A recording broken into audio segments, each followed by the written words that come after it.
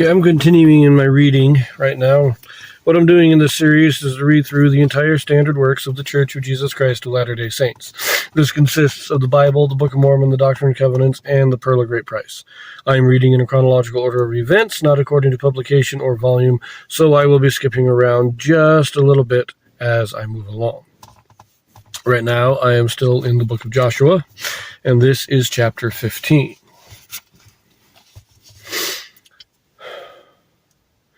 This then was the, chapter heading first. Judah given inheritance in Canaan. Jebusites dwell with Judah at Jerusalem.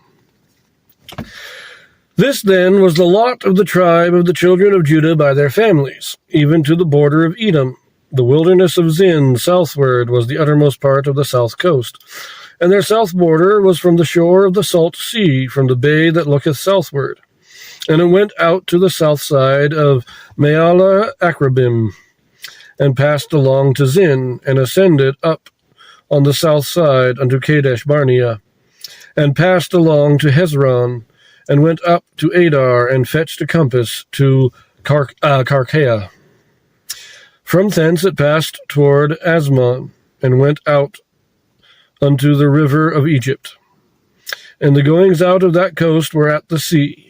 This shall be your south coast. And the east border was the salt sea, even unto the end of Jordan. And their border in the north quarter was from the bay of the sea at the uttermost part of Jordan. And the border went up to Beth Hoglah, and passed along by the north of Beth Arabah. And the border went up to the stone of Bohan, the son of Reuben.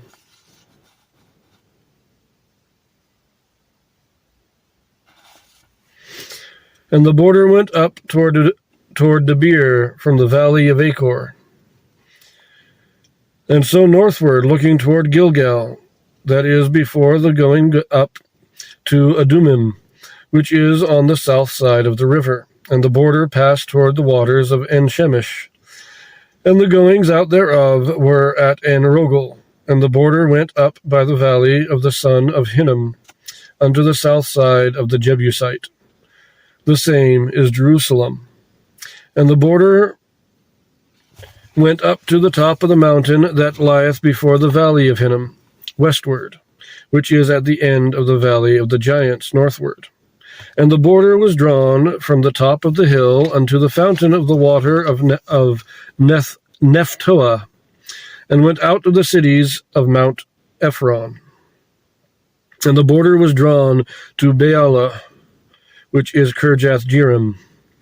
And the border compassed from Baalah westward unto Mount Seir, and passed along unto the side of Mount Jearim, which is Kesalon, on the north side, and went down to Beth-Shemesh, and passed on to Timnah. And the border went out unto the side of Ekron northward, and the border was drawn to Shikron, and passed along to Mount Baalah, and went out unto Jabneel, and the goings out of the border were at the sea.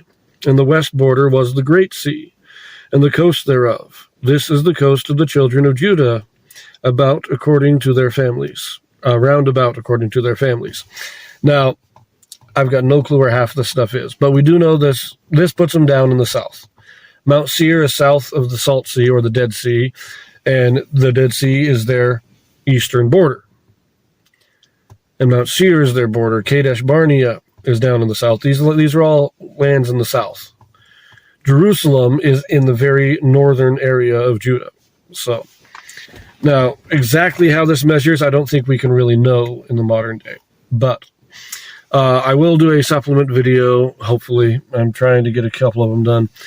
But hopefully I'll get them up and showing the inheritances of each of the tribes. But let us continue this for now. There's not a whole lot of, this is mainly just names and geography, and most of it we really don't know anymore.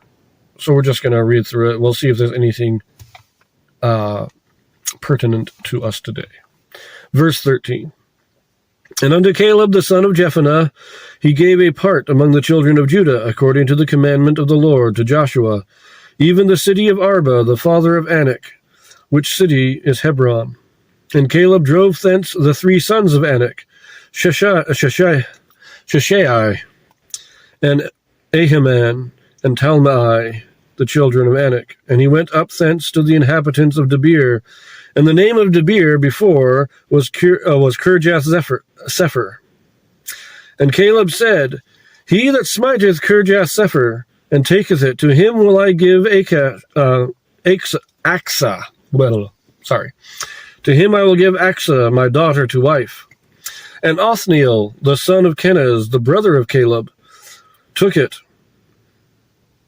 And he gave him Aksa, his daughter, to wife. And it came to pass, as she came unto him, that she moved him to ask of her father a field. And she lighted off her ass. And Caleb said unto her, What wouldest thou? Who answered, Give me a blessing, for thou hast given me a south land, give me also springs of water. And he gave her the upper springs and the nether springs. This is the inheritance of the tribe of the children of Judah according to their families. And the uttermost cities of the tribe of the children of Judah toward the coast of Edom southward. Well, let us pause there. Okay. We'll pause there for now. So I do like this story. This is kind of the origin of the Jack the Giant Slayer story. Because the Anakims, they were the giants. So the 3 sons of Anak, he drove them out of Hebron. But in Kirjath Sepher, which would later be named Debir, there were still more giants.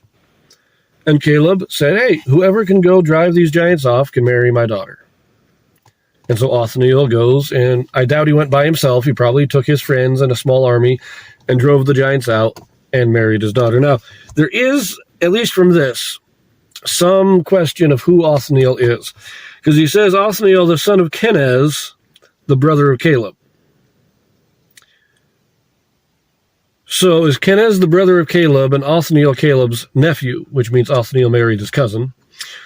Or is Othniel Caleb's brother? Now Caleb is called the son of Jephunneh, the Kenizzite. So is Kenaz the father of Jephunneh, and Othniel's the brother of Jephunneh? It's a little confusing as to the exact relation because of the use of names here. But at best, they were cousins. Othniel and Aksa were cousins. Possibly Othniel was her uncle. From this, we're not quite sure. But I think it does clarify later, like in the book of Chronicles, we get a little more information on this. But based on this right here, it's just cousins, possibly uncle and niece. So, I mean, Abraham married his niece. Amram married his aunt. This was not an unheard of thing in the ancient times. So, but I do like this whole thing, This is kind of the story of the Jack the Giant Slayer. Anyways, the rest of this chapter, I'm going to finish the chapter out because the rest of it is just a big list of names. But I do want to read it all because I do think that there is value in it, in understanding the history and understanding and seeing what actually existed back then. But, I mean, there's nothing real doctrinally important here. So let us just get through this. This is going to be a long list again. This is starting in verse 21. And the uttermost cities of the tribe of the children of Judah, toward the coast of Edom southward, were Kabzeel, and Eder, and Jagur, and Kinna, and Kaina, and Dimona, and Adada, and Kedesh, and Hazor, and Ithnan, Ziph, and Telem, and Bealoth, and Hazor, and Hadattah, and Kirioth, and Hezron, which is Hazor. Which is Hazor. We listed Hazor in verse 23, and now we're told that Hezron is Hazor. That's odd. Anyways, verse 26. Amam, and Shema, and Moladah, and Hazar-Gada, and Heshmon, and Beth-Palet, and Hazar, Shul, and Beersheba, and Bizjothjah, Baalah, and Ayim, and Azim, and El Tolad, and Kessel, and Hormah, and Ziglag, and Medmana, and Sansana, and Lebaoth, and Shilhim, and Ain, and Rimmon. All the cities are 29 with their villages. And in the valley of Eshtaol, and and Zoriah, and Eshna, and Zanoah, and Enganim, Tapua, and Enam, Jarmuth, and Adullam, Soko, that's what I think it is, and Azekah, and Sharim, and Adathaim, and Gedera, and Gederathaim, 14 cities with their villages. Zenan, and Hadashah, and Migdal Gad, and Dilian, and Mizpah, and Joktheel, Lachish, and Boscath, Eglon, and Caban, and Lamam, and Kithlish, and Gederoth, Beth Dagon, and Naamah, and Makeda, 16 cities with their villages. Libnah, and Ether, and Ashan, and Jiphta, and Ashna, and Nizib, and Keilah, and Akzib, and Marishah, 9 cities with their villages. Ekron with her towns and her villages, from Ekron even unto the sea, all that lay near Ashdod with their villages. Ashdod with her towns and her villages. Gaza with her towns and her villages, unto the river of Egypt, and the great sea, and the border thereof. Those last ones, Ashdod, Ekron, and Gaza, those are 3 of the 5 cities of the Philistines. So, verse 48, and in the mountains, Shamir, and Jatir, and Soko, and Dana, and Kirjath Sana, which is Debir, and Anab, and Eshtemoa, and Anim, and Goshen, and Holon, and Gilo, 11 cities with their villages. Arab, and Duma, and Eshion, and Janam, and Beth Tapua, and Aphekah, and Humta, and Kirjath Arba, which is Hebron, and Zior, 9 cities with their villages. Maon, Carmel, and Ziph, and Juta, and Jezreel, and Jokdeam, and Zanoah, Cain, Gibeah, and Timnah, 10 cities with their villages.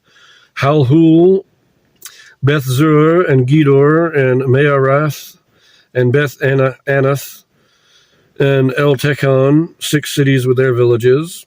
Kirjath Baal, which is Kirjath Jearim, and Rabbah, 2 cities with their villages. In the wilderness, Beth Araba, Middin, and Sekaka, and Nibshan, and the city of Salt, and En-gedi, 6 cities with their villages. Now, I wonder what the city of Salt is.